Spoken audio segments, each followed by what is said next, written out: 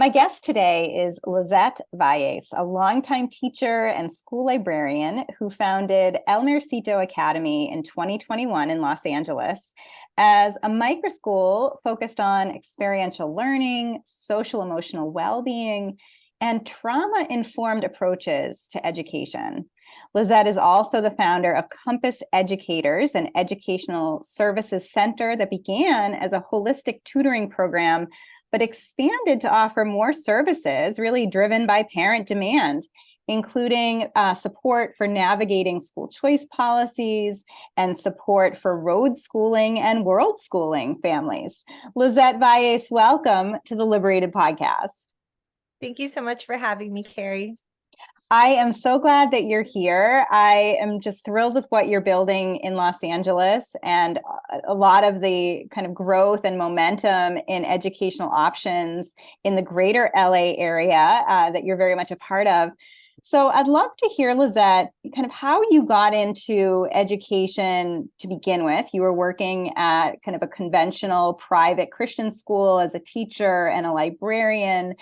How did that come about, and what were some of your reflections from that experience before you decided to move into alternative education models?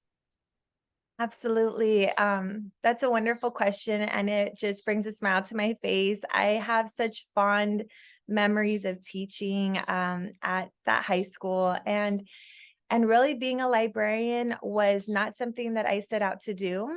My background is highly conventional, and I have my degree in English with a focus in literature, and I think that the way everything turned out was just for the best because it gave me an opportunity to sit down with my students and listen to them in conversation.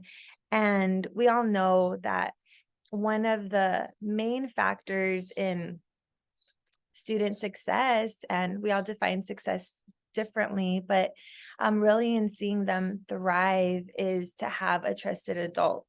And I'm so glad and honored to have played a role in so many of their lives, and just thinking back on conversations. And I went to some of their weddings already, and they're older now, but just looking back on those days, I keep in touch with so many of them. Just while we were in Cambridge, I met up with one of my former students, and she gave me a tour of her college, and it was wonderful. And so that really did play a huge role in helping me decide to start Compass Educators and eventually our micro school.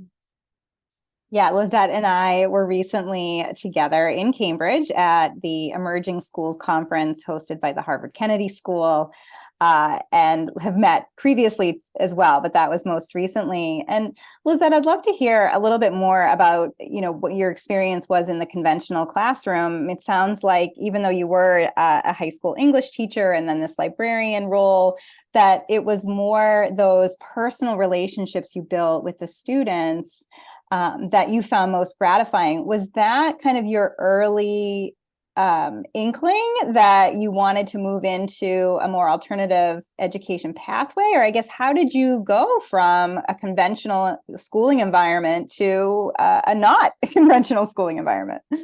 Right.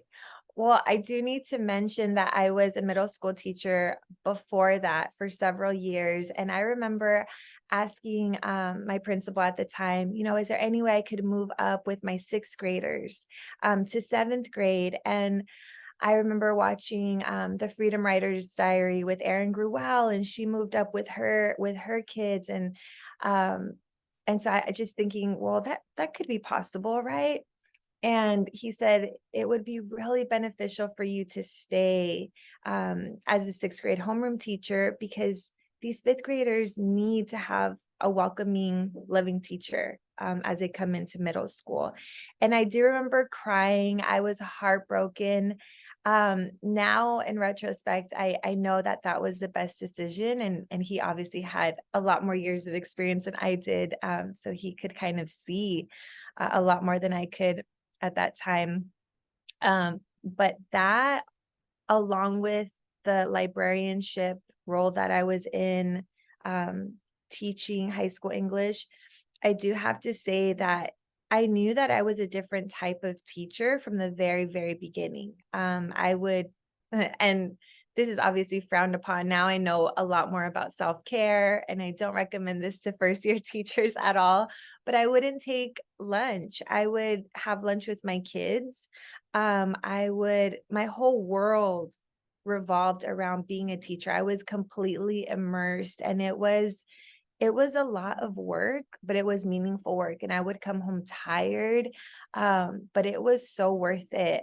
So I think that I knew right away when my colleagues would, go off to, their own classrooms or eat together, I wanted to still be with my kids. And so I've always been, we have like coaches, a player's coach term. My husband has always described me as a student's teacher. So I really couldn't care less about the adults. Interestingly enough, I just cared. I was very tunnel visioned on my students, believing that there was no one more important than the kids that were in my classroom. Oh, I love that. Just a true teacher um, who wants to be there in partnership with your students.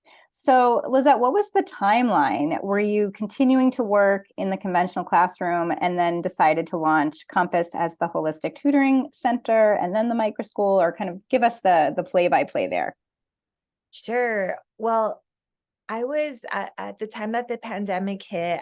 So I have an autoimmune disorder, and my son also, his asthma has improved greatly, but he had pretty severe asthma at the time, and I was giving him, you know, 2 to 3 treatments a day, and that was really difficult.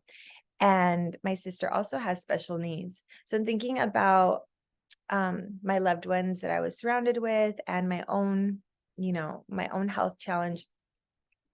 I realized that I would most likely not continue to be a part of the high school where I was teaching. And that was okay with me because my son was not thriving, as most of us know. In the very beginning, it was a hot mess. It was not working. And many things are still not working, but particularly in that moment for him, I knew that I could provide a much richer, meaningful educational experience at home. And so I made that leap. And one of my colleagues mentioned, you should start a tutoring company. I was assigned 70 students to tutor by myself. I mean, the load was so great.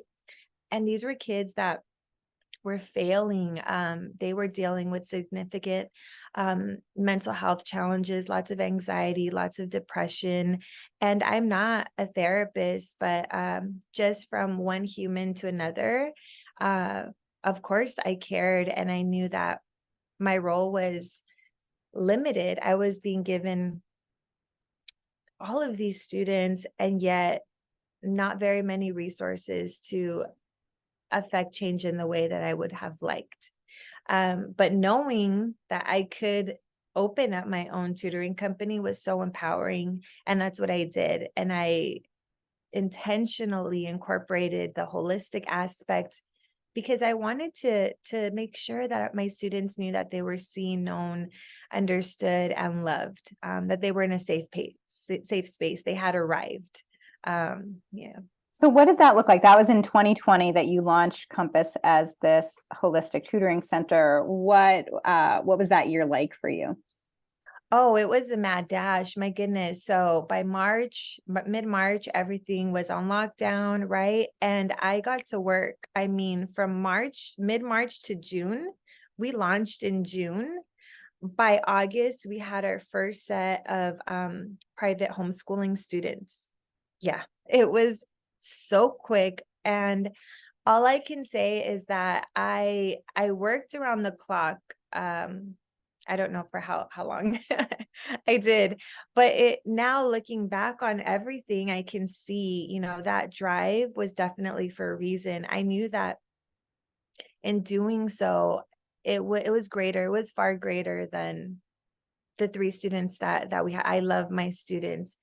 So we may seem small in comparison to other micro schools. and yet the barriers that have come up, haven't been able to market exactly the way that I would like. But that's okay because I can see how things are moving and growing. And that's, that takes a great deal of resiliency. So I love this idea of your kind of intermediary step being launching this tutoring program and then launching a micro school sort of a year later in 2021. It's a common trend that I've heard from some education entrepreneurs, particularly former public school teachers. I think about Pam McEwen in Wichita, Kansas, who's been on the podcast, who was running her tutoring center, and then parents said, we really want you to run a micro school during COVID. So that's what she ended up doing, and it's continues to flourish. I think about Greg Brown in Portland, Oregon, Activate, his micro schools there, similar path. And that's what you've done as well, is basically move Compass into one of its offerings, being Ellemercito Academy, a micro school that you again launched in the fall of 2021. Tell us about what steps you took to launch Ellemercito and what was the catalyst there. Well, the catalyst has definitely always been my older son.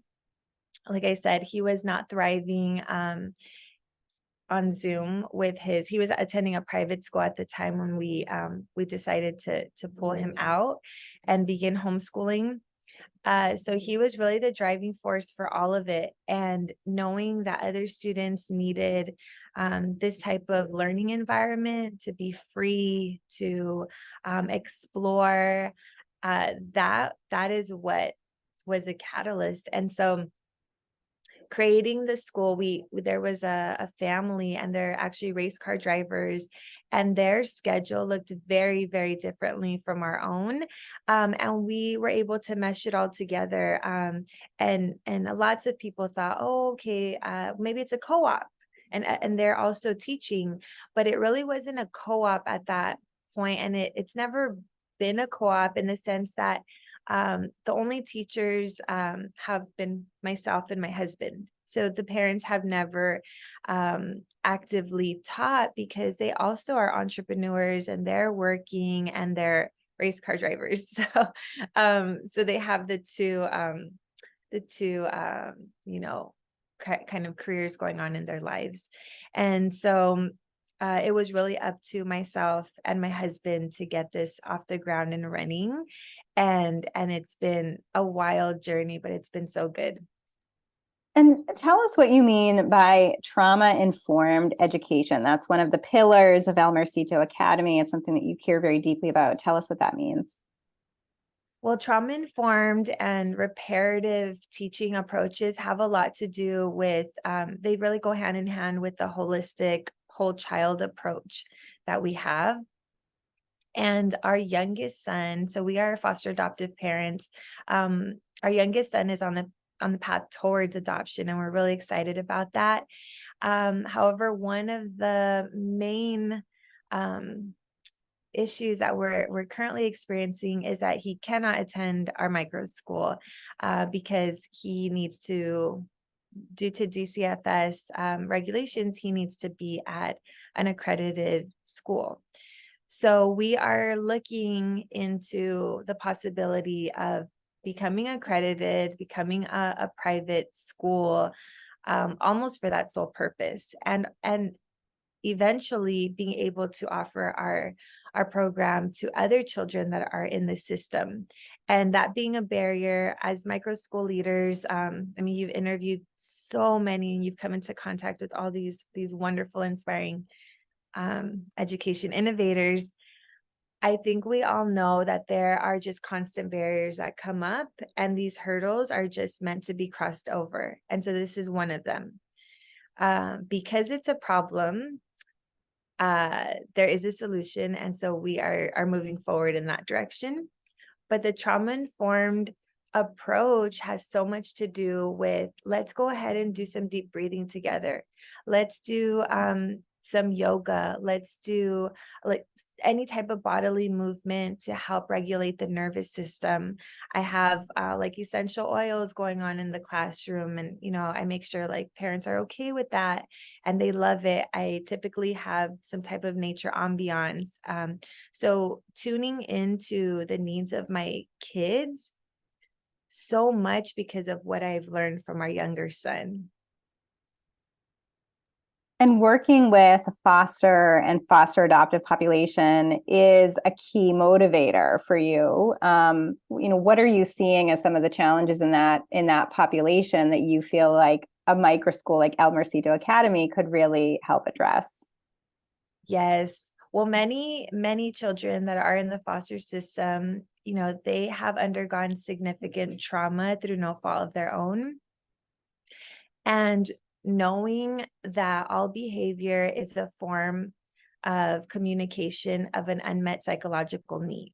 So whether that's autonomy or affection, whatever that may be, and instead of what would traditionally happen, meaning a child would be kicked out of a classroom, maybe sent to the principal's office, leaning into the behavior and recognizing that the behavior is not the child, separating the two. And so I let my students know, like, I so care about you. I don't really agree with this behavior right now.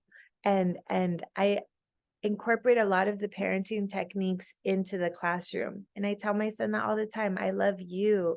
This behavior right here, let's talk about it. So getting curious, not furious. Knowing also, I love this. One of his therapists mentioned this. Whatever is hysterical is historical. So whatever is hysterical is historical. Instead of looking at the behavior as a problem that is disruptive and it's too much, and this is not the type of environment we're trying to create, right? That's usually, as teachers, as educators, I think we think of those things. This is disruptive. So not looking at that as a problem, as a behavior, but making sure that we approach it in a way that is done with dignity and honoring the child. So your program is a true micro school right now. You have 3 learners. And I think it's really interesting that, again, your kind of passion is for students in foster care. You want to be able to provide that trauma-informed education, that real nurturing, loving environment for them, with educators who understand what they're going through. And I love curious, not furious. I think that's such a great concept to consider.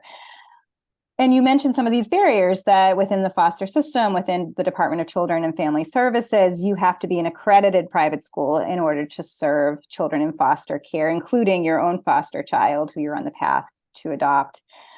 What if you became sort of an accredited private school? Do you feel like there's enough parent demand in your area that you would be able to expand your micro school?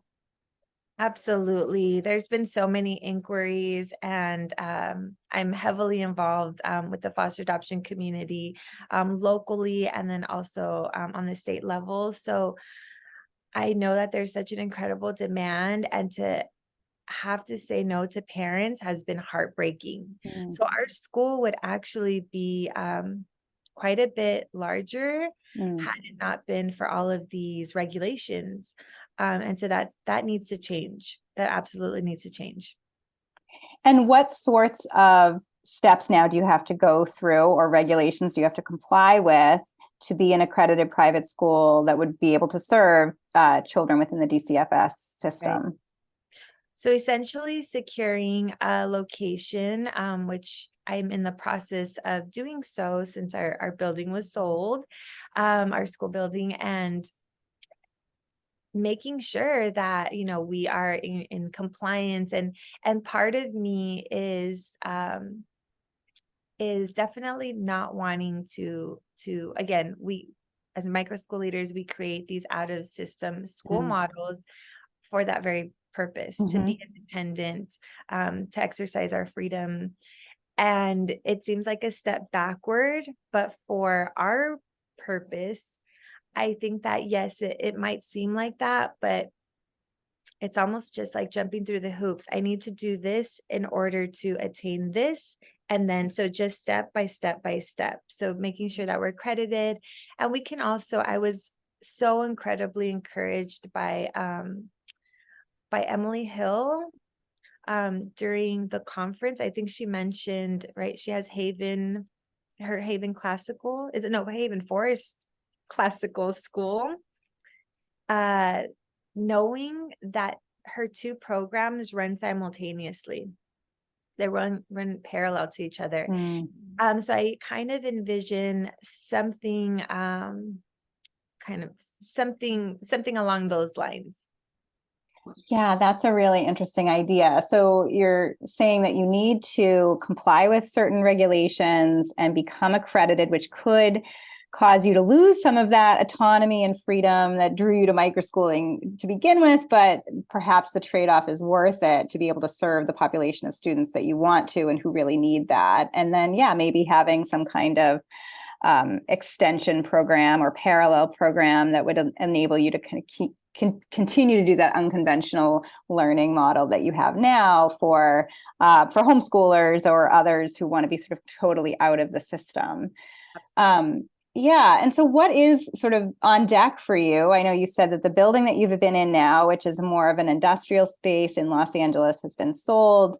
Sort of bittersweet for you because it's your first location that you've been in and a lot of memories there, but also some really great opportunities now to collaborate with some other microschool founders in your local area and expand to serve more families. Can you tell us what's ahead for you? I am so excited. I know that kind of the loss of our initial building, it was just an empty space. It's a race car warehouse, and there's also a plant nursery. So it's a multi-use facility. That really has become our second home, and the kids were sad, there were some tears, said there's always opportunity. And so knowing that we have this growth mindset, that is also one of our pillars. Like, okay, what's next is going to be so beautiful. So we're rebuilding beautiful in the truest sense. And I think that speaks to the resiliency of our kids, to us as micro school leaders. And we're just going to keep on going. And this new partnership, I know it's going to be such a huge gift. Yeah, and can you tell us a little bit about the other micro school leader who you connected with and how you're going to be collaborating? Sure. So this micro school leader is not far from us. She's about 15 minutes from our current location. And she reached out to me a few months ago, rather hesitant, not really. And this is very common. I work with the National Microschooling Center as their California field coordinator. So lots of inquiries and, micro school leaders, potential micro school leaders wanting to find out all the ins and outs of starting their own micro school, and especially California regulations. And so in speaking with her, I wasn't sure if she was going to launch. I didn't know. And then we have been in communication, and our philosophy of education is very similar. Her background is in early childhood education. She has her doctorate in educational leadership. I'm really excited. So I think it's going to be this beautiful meshing together. She can teach the younger students. My husband will focus on the elementary students, and then I will be doing a lot of the back end work and teaching middle and high school students. So a lot of beautiful opportunities coming up. And I think this just goes to show that if you don't give up and you continue knowing that your dream is actually possible, there's a lot of modeling in that for our students, and they're part of the process. They're in it with us. So these growing pains that we're feeling, they're feeling too. I think we're trying to mitigate some of that, but they're feeling it in their own way too. So I know you mentioned to me earlier that the new micro school leader has 5 students. You have 3, so you'll team up to now expand and serve all of those families. And you have several other families interested in the new location and the new service offerings there. So it seems like you're well positioned for growth. I wonder if you can talk a little bit, Lizette, about sort of the financial sustainability of this, because I think one of the barriers, obviously, there's regulatory barriers that entrepreneurs encounter, but another is sort of the financial piece of, is it sustainable if you're serving just a small number of students to keep going? How have you been able to navigate that? Yeah, well, we were incredibly blessed to have our founding family fund the whole entire project from the very beginning. They donated the space to us. So we have been, operating in a space that is not only functional, but aesthetically pleasing, and it's served us very well. And it's donated with so much love. And this was because they were trying to give their children a wonderful environment. So with that said, things have changed, but we are tuition based, although we do not turn anyone away if they cannot afford the tuition. So we have a sliding scale, and there's moments where like I'm essentially teaching for free, and I think that's okay for now, but the sustainability portion comes in the form of philanthropic grants. I've learned very quickly that having a nonprofit is constant grant writing. So keeping the doors open requires that. And then with the families that can pay the full tuition, that helps to subsidize, also. So those two, the tuition based model along with the grants that are coming in, have helped us tremendously. And I know that you're a recipient of a Vela Education Fund grant, as are several other micro school founders in the Los Angeles area, and of course, thousands across the country. And you also mentioned the National Microschooling Center. I'm a huge fan of the work that they're doing. I've had Dawn and Ashley Slafer on the podcast before. Tell us a little bit about the National Microschooling Center and your role as the California connector. What have you been able to do for local founders?